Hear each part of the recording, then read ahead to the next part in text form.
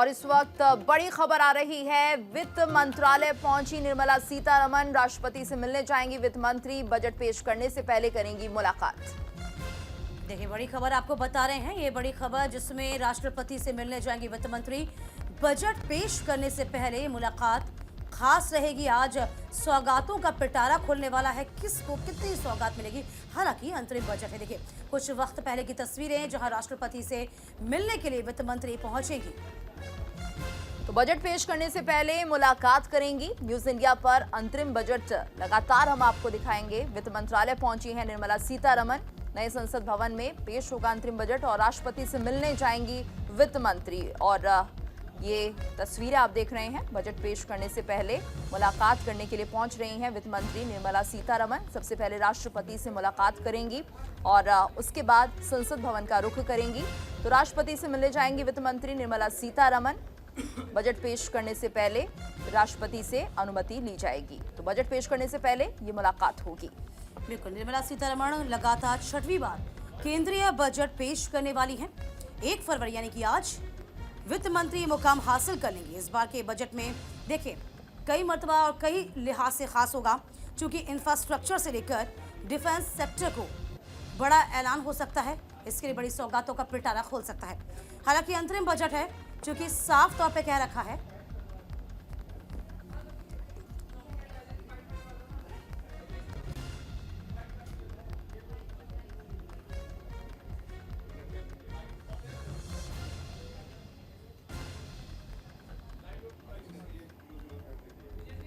Budget पेश करने से पहले मुलाकात करेंगे राष्ट्रपति से। और इस वक्त जब पूंजी बनती है, कैपिटल एक्सपेंडिचर होती है, तो 100 रुपये लगते हैं और लेकिन 300-400 रुपये अर्थव्यवस्था में जुड़ता है। तो ये हमारे मतदाताओं को समझना बहुत ज़रूरी है कि रेवड़ियों के पीछे एक्चुअली जो है वो चंचलता है, उसमें एक्चुअली ना जाएं। लेकिन यदि उन अपने इसमें सुदृढ़ एक अच्छा प्रोग्रेस चाहते हैं तो एक्चुअली जो पूंजी बनती है उस पर एक्चुअली ध्यान दें।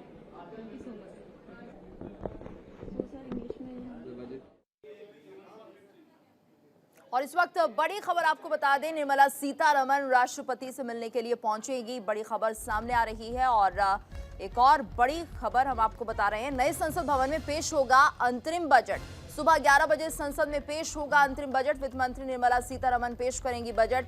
सुबह 10 बजे बजट से पहले कैबिनेट मीटिंग होनी है। तो वित्त मंत्री निर्मला सीतारमण पेश करने जा रही हैं बजट। 6वां बजट है ये उनका। सुबह 10 बजे बजट से पहले कैबिनेट मीटिंग होगी।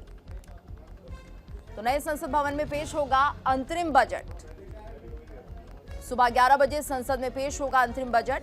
ये बड़ी खबर आपको बता रहे हैं। वित्त मंत्री निर्मला सीतारमण बजट पेश करने जाएंगी और 11 बजे ये बजट पेश होगा। उससे पहले सुबह 10 बजे कैबिनेट की मीटिंग भी है। लोकसभा चुनाव, देखिए, हम सीधी तस्वीरें आप तक पहुंचा रहे हैं। न्यूज इंडिया ये मेगा कवरेज आप तक पहुंचा रहा है, क्योंकि आज का दिन बेहद खास है। किस सेक्टर को क्या लाभ मिलेगा, देखिए। हालांकि अंतरिम बजट है, जरा समझ लीजिए, अंतरिम बजट है। लोकसभा चुनाव चूंकि नजदीक है, 3 से 4 महीने का वही खाता रखना भी होता है, देश को चलाना भी होता है, इसीलिए ये बजट बेहद खास हो जाता है। तो ये माना भी जा रहा है क्या लोकसभा चुनाव से ठीक पहले इस बजट के क्या मायने निकाले जाएंगे। हालांकि तस्वीरें ये सीधी तस्वीरें हैं जब निर्मला सीतारमण किस तरीके से मुलाकात करने के लिए राष्ट्रपति के साथ मिलने पहुंचेगी। देखिए, 10 बजे की हम जिक्र कर रहे हैं, 10 बजे कैबिनेट की मीटिंग होनी है। नए संसद भवन में यह अंतरिम बजट पेश किया जाएगा। सुबह 11 बजे से सदन में अंतरिम बजट को पढ़ा जाएगा। निर्मला सीतारमण बजट को पेश करेंगी। तो आज का दिन बेहद खास है। कहा जा रहा है कि कई सेक्टर्स को यहाँ पर लाभ मिलेगा, जिसमें किसान शामिल हो सकते हैं। महिलाओं के लिए यहाँ पर रोजगार का पिटारा खोल सकता है।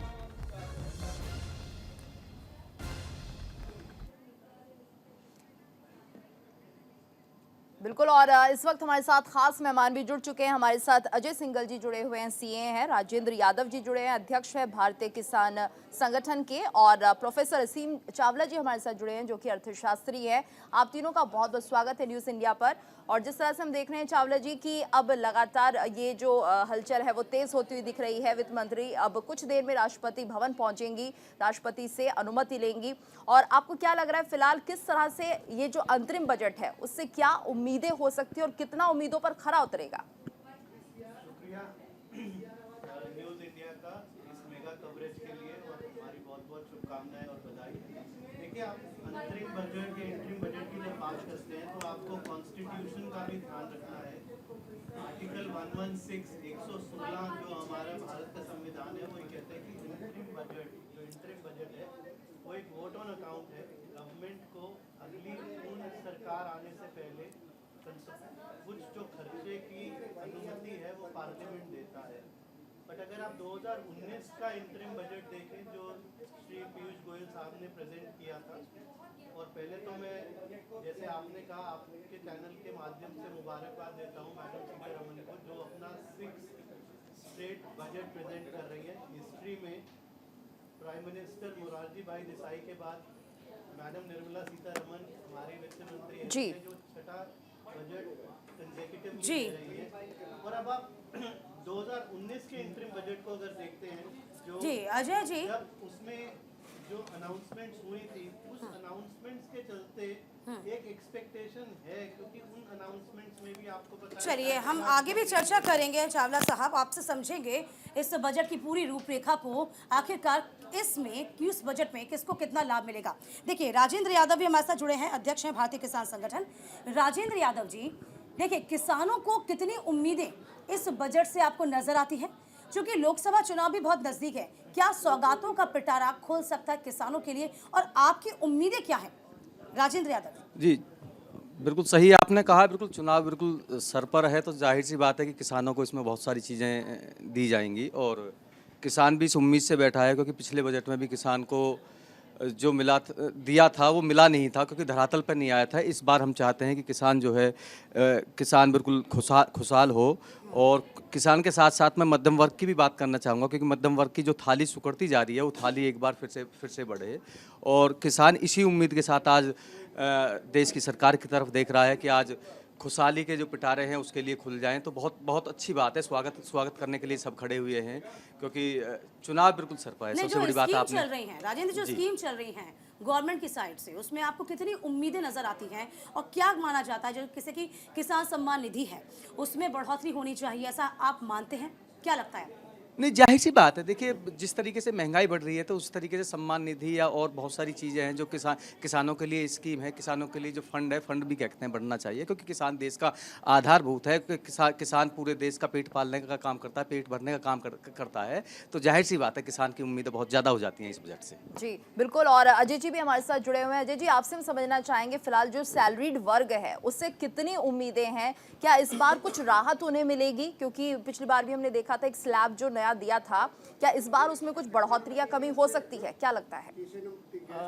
नमस्कार। सबसे पहले मैं आप सबकी बधाई देना चाहता हूं कि जब बजट की हम कवरेज जो आज कर रहे हैं ये काफ़ी वाइड रहेगी। और जहां तक हमने अभी असीम चावला जी ने अभी आप बोला है कि ये इंटरिम बजट है और ये वोट ऑन अकाउंट पर हम ज़्यादा इस पर हमारा फोकस रहता है एज पर द आर्टिकल, तो मेरा भी ऐसा मानना है कि बजट में बहुत ज़्यादा चेंजेस नहीं है। सिंस ये इलेक्शन ईयर का बजट है तो हो सकता है गवर्नमेंट का सैलरीड एम्प्लॉई या सभी के लिए इनकम टैक्स की जो लिमिट है वो 5 लाख रुपए ना करते हैं। वो मेरी एक अब अंदर से एक एक्सपेक्टेशन है, तो वो मैं एक्सपेक्ट करता हूँ कि हो सकता है अनाउंसमेंट उसका। अच्छा, ये उम्मीद की जा रही है कि इनकम टैक्स की जो धारा है 80C के तहत छूट का दायरा जो है लगभग 1.5 लाख, यानी कि लगभग 1.5 लाख रुपए सालाना से ज़्यादा हो सकता है। क्या लगता है अजय जी, आप मानते हैं इसको? अब ये काफ़ी पुरानी लिमिट हो गई है, और जिस हिसाब से इन्फ्लेशन बढ़ा है तो मेरे हिसाब से ये लिमिट कम से कम 3 लाख रुपए के आसपास होनी चाहिए। क्या वो इस बजट में पॉसिबल है, या जब नई सरकार बनने के बाद फुल बजट आएगा उस समय अनाउंसमेंट होगा, तो उसके लिए हमें थोड़ा इंतजार करना पड़ेगा। अच्छा, इंश्योरेंस को GST से छूट मिलने की बात भी कही जा रही है, क्योंकि ये उम्मीद है कि आगामी बजट में, यानी कि जो बजट आ रहा है उसमें वित्त मंत्री बीमा पॉलिसीज को GST से छूट मिलेगी। क्या ऐसा आप देख पाते हैं? हालांकि ये सवाल मेरा चावला साहब से भी होगा, लेकिन सबसे पहले आपसे जान लेती हूँ मैं, राजेंद्र यादव जी। देखिए, इंश्योरेंस जो एक प्रायोरिटी सेक्टर में आता है। हाँ। और आज हमारा जो भारत देश है, इसमें बहुत सारे अभी जितने भी हमारे पब्लिक जो है, बहुत से लोगों ने अभी इंश्योरेंस नहीं लिया है। हाँ। तो और इंश्योरेंस 18% बहुत हाई अमाउंट है।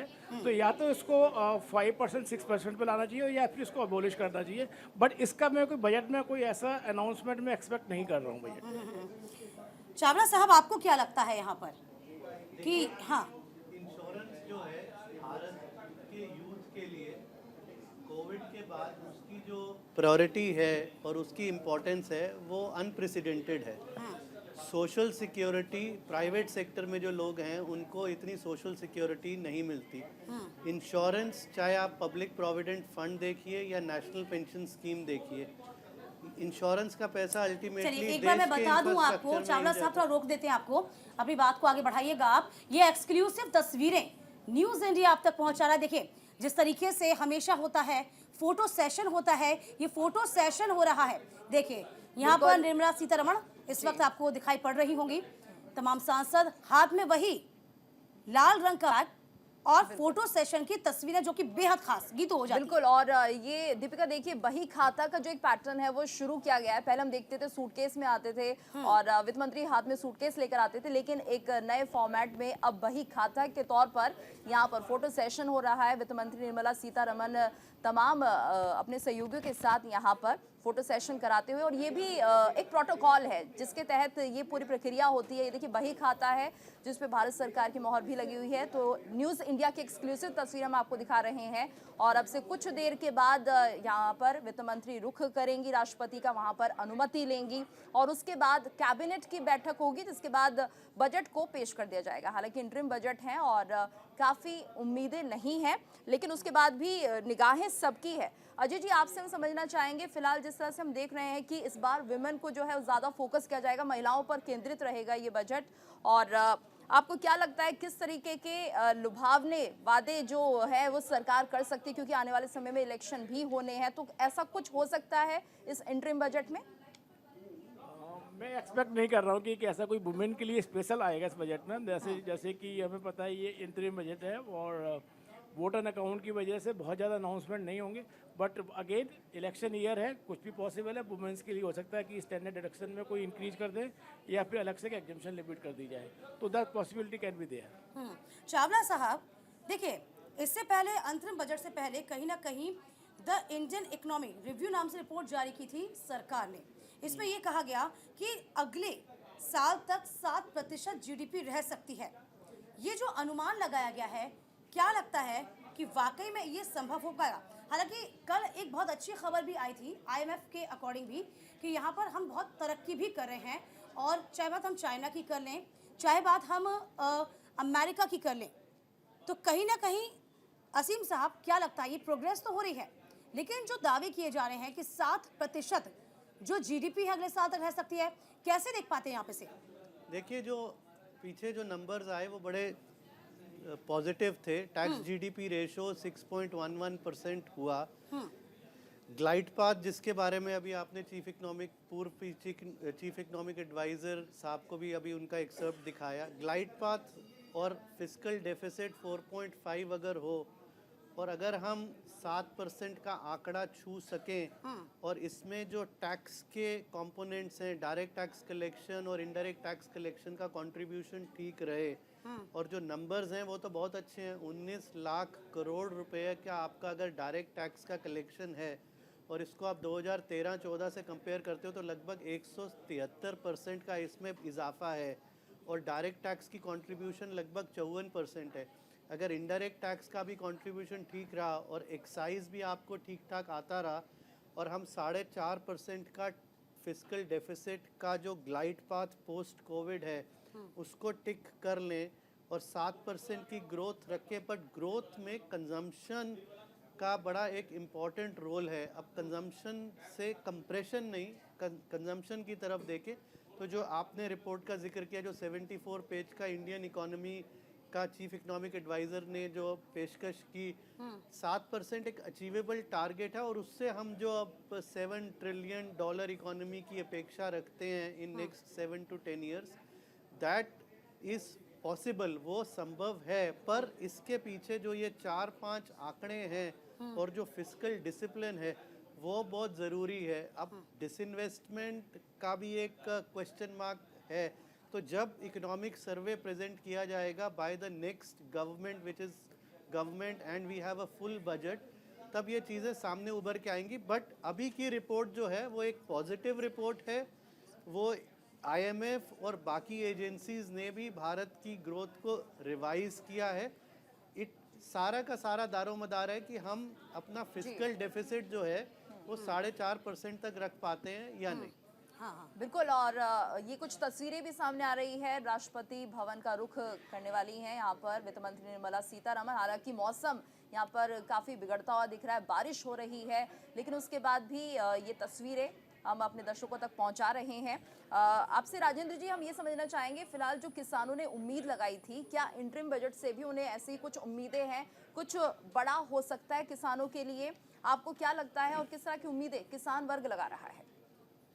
देखिए, मैं आपको बता दूं, क्योंकि बिल्कुल जो बजट है बिल्कुल चुनाव से बिल्कुल कुछ महीने पहले ही है, तो बिल्कुल जाहिर सी बात है सरकार भी चाहेगी किसानों को बहुत कुछ देना, और किसान भी क्या कहते हैं उसी आस के साथ बिल्कुल बैठे हुए हैं।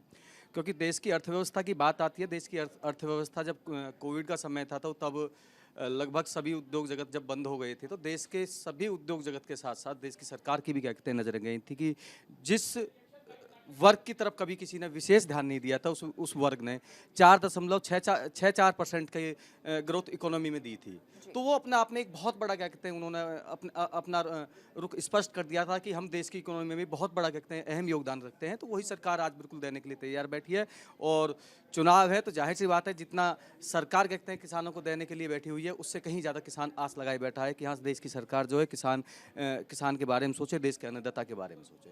क्योंकि देश का अन्नदाता ही अगर खुश रहेगा तो देश पूरा खुश रहेगा। और बहुत बड़ा वर्ग, लगभग 85% देश की आबादी जो है देश के किसान की है। तो जाहिर सी बात है सरकार भी क्या कहते हैं खुश करना चाहेगी, किसानों को खुश करना चाहेगी, किसान वर्ग खुश होना बिल्कुल, चाहिए। देश का अन्नदाता है और जाहिर सी बात है कि सरकार आगे रखकर हमेशा सोचती आई है अब इस बार क्या बजट में आएगा, क्या पिटारे में आएगा। अजय जी, क्या लगता है आपको, आपके अनुसार चूंकि जो मध्यम वर्ग है, जो टैक्स पेयर हैं, यहाँ पर कुछ राहत मिलती है उनको नजर आती हुई देख पाते हैं आप?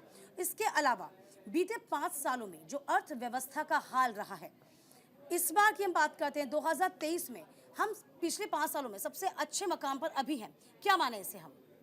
देखिए, इस समय भारत का डंका जो है वो विश्व के पटल पर बज रहा है। हाँ, जहाँ तक हम इकोनॉमी की बात करें, अभी भी आपने कहा था कि जो IMF ने अभी जो GDP के डाटा जो रिवाइज किए 6.5% किए फॉर द फाइनेंशियल ईयर 24-25 और 25-26 के लिए। वहीं वर्ल्ड का जो है पूरा वैश्विक संसार का जो GDP का आंकड़ा है वो 3.1% है। ठीक। तो ऑलमोस्ट हमारा भारत का जो आंकड़ा है वो डबल से ज़्यादा है। और हमारा जो अपना एस्टीमेट है, जो रिजर्व बैंक ऑफ इंडिया का एस्टीमेट है, वो लगभग 7% का है। और अभी भी इस साल भी हम 7% करने जा रहे हैं। और पिछले 5 साल से कंटिन्यूस हम ग्रोथ कर रहे हैं और ग्रोथ को हायर पटल पे लेके जा रहे हैं। पोस्ट कोविड में जहाँ पर पूरे संसार की आप देखें अर्थव्यवस्था बिगड़ गई थी और जहाँ पर इन्फ्लेशन बहुत ही चरम सीमा पर पहुँच गया था, वहाँ पर केवल भारत ही नहीं पूरे विश्व का इन्फ्लेशन था। आज हम देखें तो यूनाइटेड स्टेट अमेरिका के अगर हम बात करें इंटरेस्ट रेट की, वो 5% से ऊपर चले गए हैं, जबकि उनका रेट ऑफ इंटरेस्ट होता था 0.0% टू 0.025%। तो पिछले 2 सालों में 0% से लेकर के 5% से ज़्यादा होना, और उनका इन्फ्लेशन भी लगभग 4-4.5-5% होना, जहाँ पर हमारा इन्फ्लेशन रेट पहले 10% 12% होता था, आज वो 5.5% के आसपास मैनेज हो रहा है। तो इससे ये लगता है कि हमारे पास जो इन्फ्लेशन है वो अंडर कंट्रोल है, और अर्थव्यवस्था में जो हमारे मोदी जी का या मेक इन इंडिया के जो एफर्ट्स हो रहे हैं, और उसमें खासतौर से डिफेंस सेक्टर, रेलवे सेक्टर एक ऐसे सेक्टर है जहाँ पहले हम इंपोर्ट पे डिपेंड होते थे, आज हम वो एक्सपोर्ट करने की बात कर रहे हैं। तो इसलिए अगर हमारे पास मैन्युफैक्चरिंग आएगी, पोस्ट कोविड एक और सिनेरियो डेवलप देखिए होगा। अजय जी, हम वापस लौटेंगे आपके पास, समझेंगे और तमाम चीजों को विस्तार से, इस बजट के क्या मायने। निर्मला सीतारमण कुछ ही देर बाद यानी कि 11 बजे बजट को पेश करेंगी। फिलहाल वक्त एक छोटे से ब्रेक का है, हमारी मेगा कवरेज लगातार जारी है। स्वागत है आपका ब्रेक के बाद और इसी के साथ लगातार न्यूज़ इंडिया की ये मेगा कवरेज जारी है। हमारे साथ तमाम एक्सपर्ट्स मौजूद हैं जो लगातार बारीकी से इस बजट को हमें समझा रहे हैं। हालांकि अंतरिम बजट है, लेकिन इस अंतरिम बजट में भी कई घोषणाएं हो सकती हैं जिसके हम कयास लगा रहे हैं गीतू। बिल्कुल, और तमाम घोषणाएं हो सकती हैं क्योंकि चुनावी साल है, लेकिन इसको लेकर इकोनॉमिक स्पेशलिस्ट क्या कह रहे हैं, आइए पहले वो सुनते हैं।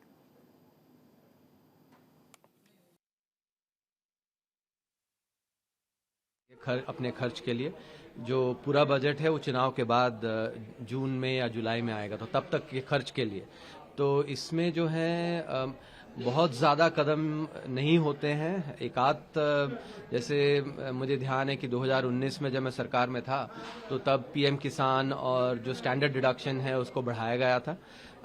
चूंकि अर्थव्यवस्था जो है काफ़ी अच्छी स्थिति में है, 7.3% का जो विकास दर है वो आने की संभावना है, तो मेरे अनुसार सरकार जो है पिछले सालों में जो की है उसी को आगे बढ़ाएगी और कुछ एक कदम हो सकता है पीएम किसान में जो उसकी लागत है वो 6,000 से करीब 8,000 तक बढ़ाया जाए।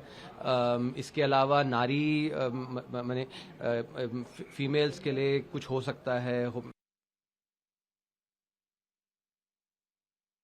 सरकार के पास तो सहूलियत तो होती है, लेकिन ये सरकार बहुत मैच्योर सरकार है और उन्हें ऐसी कोई अनाउंसमेंट करने की ज़रूरत ही नहीं है और कुछ अपेक्षा भी नहीं है जनता की कि इस बजट में कुछ स्पेक्टेकुलर अनाउंसमेंट करेंगे। जो है वही जैसे कहते हैं वोट ऑफ अकाउंट है to carry on the expenses that are already in the pipeline. लेकिन ग्रोथ के हिसाब से मुझे लगता है कि इंफ्रास्ट्रक्चर पे ध्यान तो देंगे वो, और फिस्कल डेफिसिट यानी फिस्कल कंसोलिडेशन उस पर तो ध्यान देना ही पड़ेगा, क्योंकि अगर 5.9 को हमें 4.5 पे लाना है तो कुछ ना कुछ तो अभी से ही तैयारी करना पड़ेगी गवर्नमेंट को।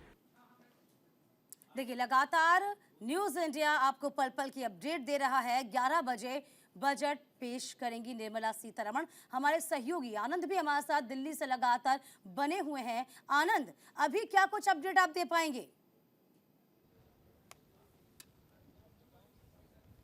प्रथम नागरिक यानी राष्ट्रपति से मिलने गई है, जहां वो बजट की अप्रूवल वहां से राष्ट्रपति से प्रथम नागरिक यानी राष्ट्रपति से मिलने गई हैं, जहां वो बजट की अप्रूवल वहां से राष्ट्रपति से लेंगे और उसके बाद उस बजट को कैबिनेट में पेश किया जाएगा। कैबिनेट जैसे उस बजट को पास कर देगा, लगभग 9:45 के आसपास उस बजट को कैबिनेट के पास रखा जाएगा और कैबिनेट जैसे उसको अप्रूवल दे देता है उसके बाद ही सीधे संसद के पटल पर वो बजट रखा जाएगा, जहां देश के आगे को लेकर, यानी अगर मोदी सरकार की बात की जाए तो मोदी सरकार का ये अंतरिम या कहें वोट ऑन अकाउंट है, तो ज्यादातर लोग जो कि विशेषज्ञ की अगर बात की जाए, जो इकोनॉमिस्ट है, वो कुछ ज्यादा इसको लेकर उत्साहित इसलिए नहीं है कि मोदी सरकार के अब लगातार कार्यशैली दिखेंगे तो बजट में कुछ ज्यादा स्पेशल या कहें रेवड़ियां बांटने का कल्चर मोदी सरकार के दौरान नहीं रहा है। और यही कारण है कि लगातार आप देखिए कहीं ना कहीं लोगों को इंफ्रास्ट्रक्चर को लेकर सहूलियत दी जाती है, यानी जो भारत का बेस है, यानी कहीं ना इकोनॉमी का जो पहिया चलता है उसको लेकर चीजें आगे बढ़ाई जाती है। और यही कारण है कि आपने देखा कि रोड ट्रांसपोर्ट और हाईवेज को अच्छा खासा फंड दिया जाता है, बीआरओ को अच्छा खासा फंड दिया जाता है और उसके साथ डीआरडीओ को। तो कहीं ना कहीं देश के निर्माण को लेकर मोदी सरकार आगे बढ़ती है, ना कि रेवड़ी कल्चर को लेकर। यही कारण है कि लगातार अगर आप एक्सपर्ट से बात की जाए तो वो लगातार बोलते हैं कि इसमें भी कुछ विशेष देखने को आपको नहीं मिलेगा, लेकिन जो चीज देश के विकास को गति देगी उसको लेकर, और वो भी अंतरिम बजट होने के चलते तमाम इंफ्रास्ट्रक्चर संभावनाओं को आगे बढ़ाने के लिए कहीं ना कहीं जो कल्याणकारी स्कीम्स चल रही हैं उसको भी यहाँ बढ़ोतरी कर सकती है, उसमें भी कुछ बदलाव कर सकती है। ऐसा क्या समझ में आ पा रहा है आनंद आपको?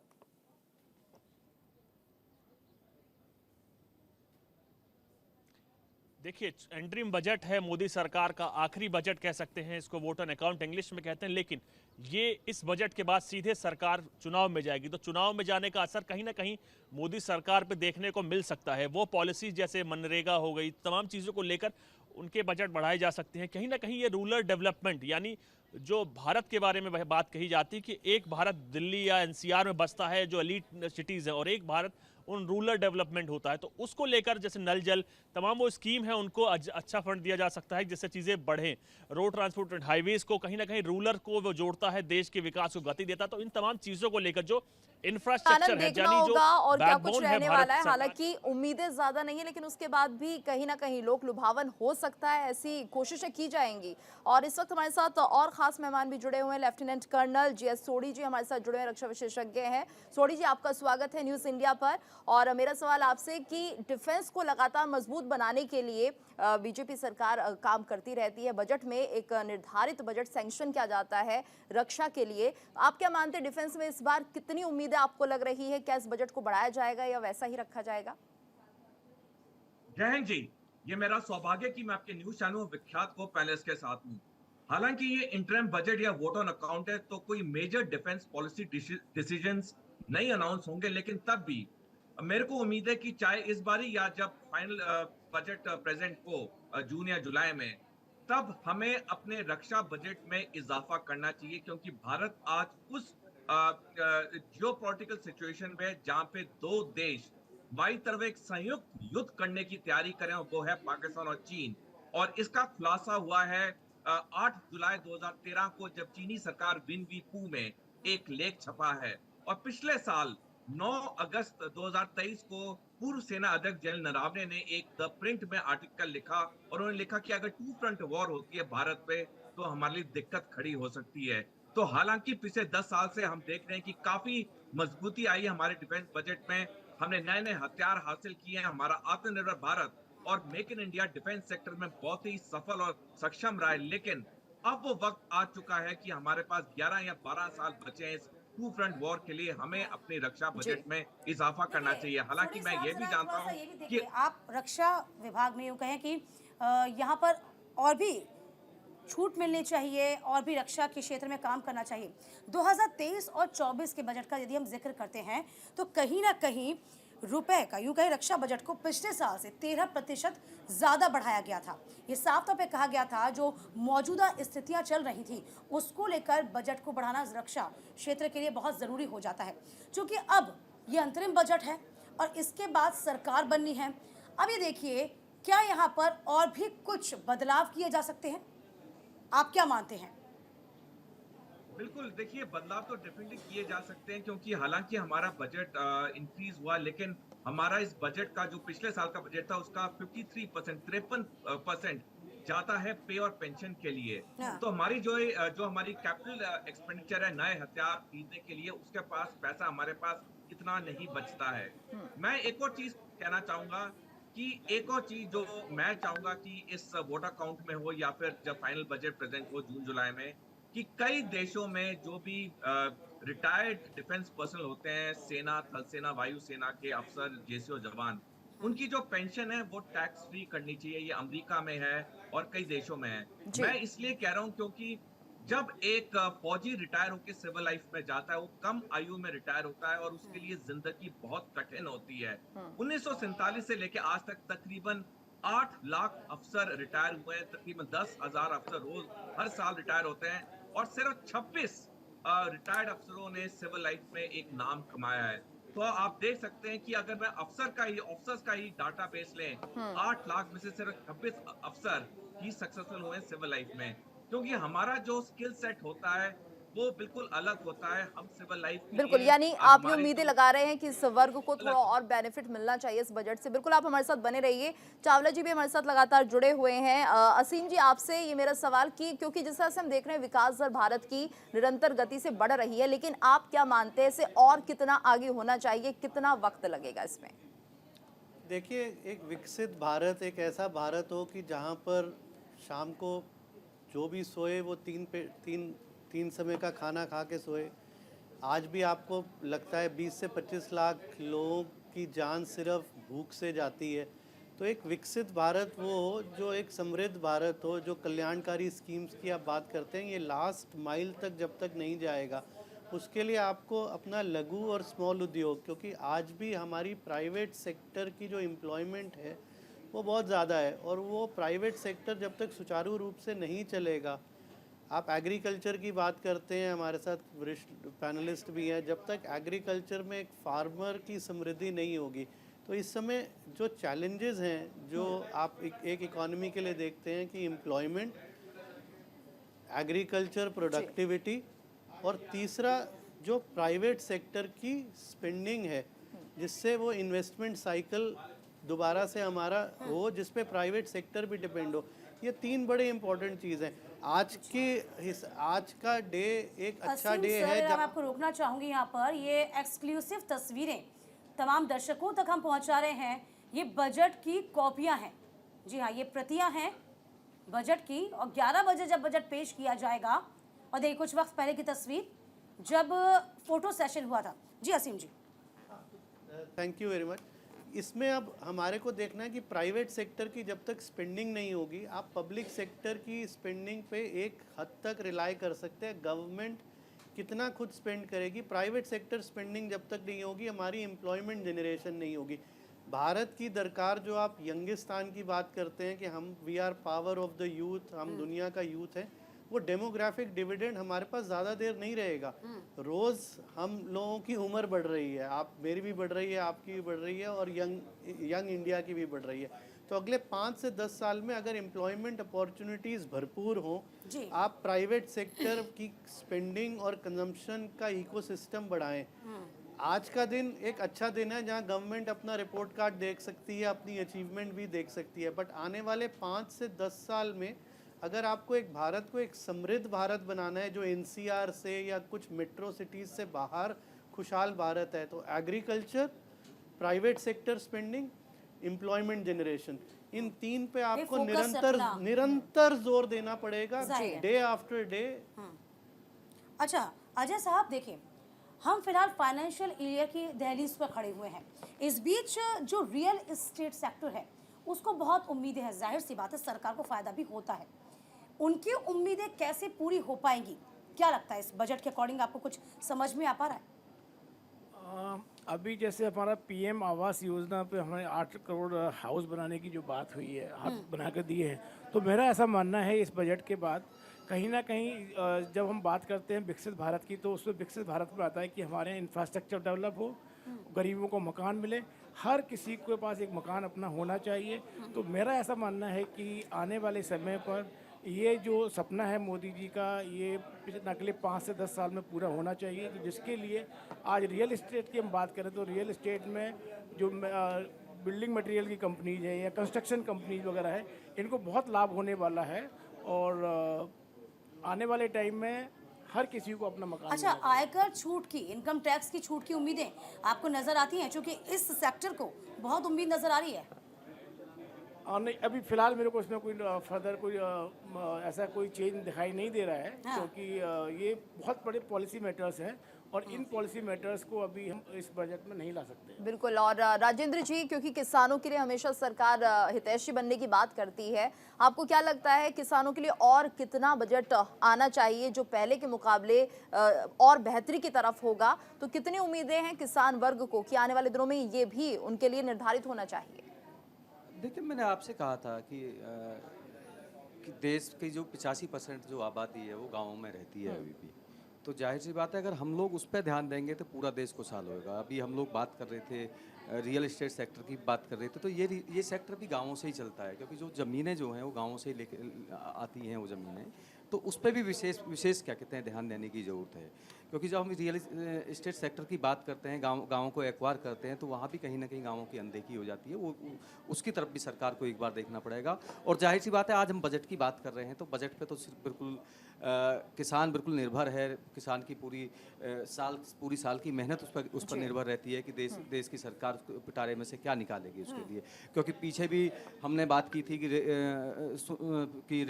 रेल चलाई जाएंगी जो कि किसानों की फसल को एक जगह से दूसरी जगह ले जाने की बात करके, लेकिन वो जाहिर सी बात है कि वो एक कहीं ना कहीं एक सपना रह गया, सिर्फ वो एडों तक सीमित रह गया था। तो हमारी यही क्या कहते हैं सरकार से गुजारिश रहती है कि ये जो चीज़ें हैं बजट में आती हैं कहीं ना कहीं धरातल पर सीमांत किसान होते हैं ना, जो सीमांत किसान होगा, चाहे बात हम मध्य प्रदेश की कर लें, जो छोटे किसान होते हैं, हालांकि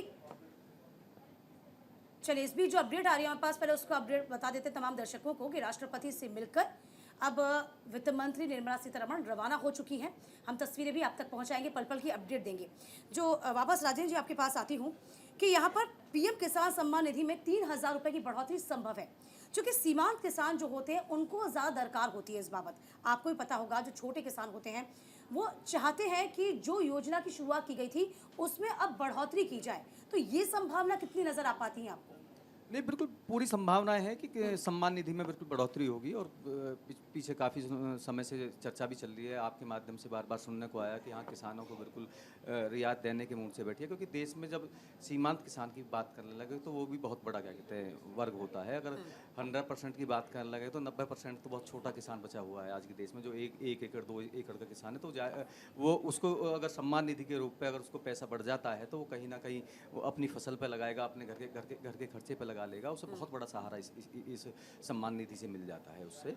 तो वो बिल्कुल देख रहा है, सरकार की तरफ देख रहा है कि हाँ, उसको भी बढ़ना चाहिए, बढ़ावा मिलना भी चाहिए उसको, क्योंकि खाद की बीज के साथ साथ उसे घर की ज़रूरतों में भी बहुत क्या कहते हैं अहम भूमिका ये सम्मान निधि उसको मिल जाती है। जी जी बिल्कुल। असीम जी, हाँ, असीम जी देखिए, हमारे तमाम दर्शक इस वक्त हमको बहुत देख रहे हैं, तो जाहिर सी बात है सभी के मन में एक सवाल ज़रूर होता है कि ये पूर्ण बजट और अंतरिम बजट, सब ये सोचते हैं कि भाई अंतरिम बजट क्या होता है। इसमें बड़ा ही लोगों को कंफ्यूजन होती है। यदि आप स्पष्ट और बहुत सीधे साधे शब्दों में बता पाएं तो वो ज़्यादा अच्छा होगा। कोशिश करूंगा। देखिए, संविधान की धारा 116 के तहत जब सरकार का एक टर्म पूरा, जब सरकार को और पैसे की ज़रूरत होती है, आप भी घर में जो घर चलाते हैं, हमारे को मंथली कुछ समय बाद पैसे की ज़रूरत होती है, उस पैसे से घर चलता है। इसी तरह देश भी जब चलता है तो कंसोलिडेटेड फंड ऑफ इंडिया हमारी एक पूंजी होती है, उसमें से सरकार को पैसा मिलता है। अब वोट ऑन अकाउंट का मतलब कि आप अगले 2 या 3 महीने के लिए कितना आपको पैसा चाहिए उसका एक ब्यौरा देंगे और उतना पैसा आपको मुहैया करा देगी वो पार्लियामेंट अप्रूव कर देगी, क्योंकि आज जॉइंट सेशन है। और वो अप्रूव करने के बाद जब नई गवर्नमेंट आएगी वो अपना नया प्रपोजल देगी। अब पिछले इंटरिम बजट को आप देखें और उसके बाद मोदी सरकार दोबारा आई, आप पॉलिटिकल अटकलें छोड़ दीजिए, ये भी इंटरिम बजट है। अब इसमें कुछ अनाउंसमेंट्स की दरकार हो सकती है। एक लुभावना बजट और एक जो माहौल है उसको, उसकी बॉयंसी रखने के लिए, पॉजिटिव फील गुड को रखने के लिए, बट पूर्ण तौर से एक गवर्नमेंट को एक अपॉर्चुनिटी मिलती है कि अपना एक रिपोर्ट कार्ड दें कि हमने देखिए ये हासिल किया और ये हमारी मंशा है इसको करने की, और यहाँ तक अगर रुक जाए।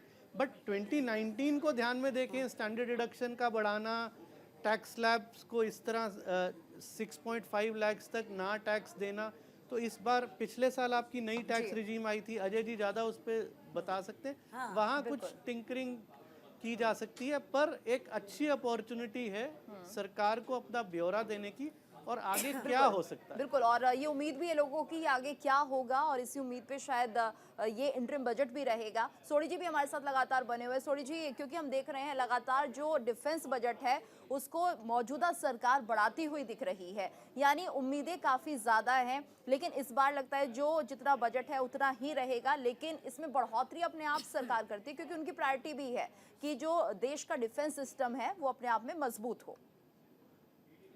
बिल्कुल जी, मैं आपके साथ 100% सहमत हूँ। जब से प्रधानमंत्री नरेंद्र मोदी हमारे देश के प्रधानमंत्री बने पहली बार 2014 में, हमने देखा कि पिछले 10 साल में मोदी सरकार ने रक्षा के लिए कई ऐसे ऐतिहासिक कदम उठाए हैं जो कि शायद हम कभी सोच भी नहीं सकते थे 2014 से पहले। और यही कारण है कि आत्मनिर्भर भारत और make in India defence sector में इतना सफल हो चुका है कि अब हम हथियार अपने देश के लिए ही नहीं बना रहे, बल्कि हम 85 देशों को हम एक्सपोर्ट भी कर रहे हैं।